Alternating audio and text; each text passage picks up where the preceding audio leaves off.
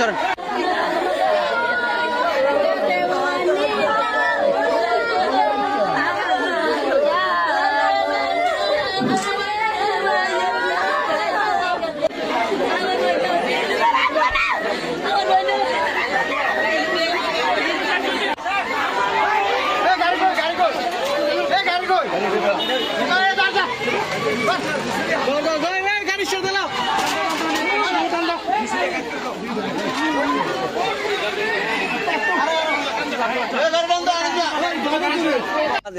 কিছুদিন আগে 2 লক্ষ টাকা নিছে।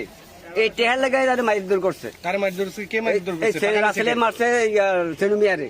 টাকা নিছে রাসেলে 2 লক্ষ টাকা নিছে কিছুদিন আগে, মাসখানেক আগে।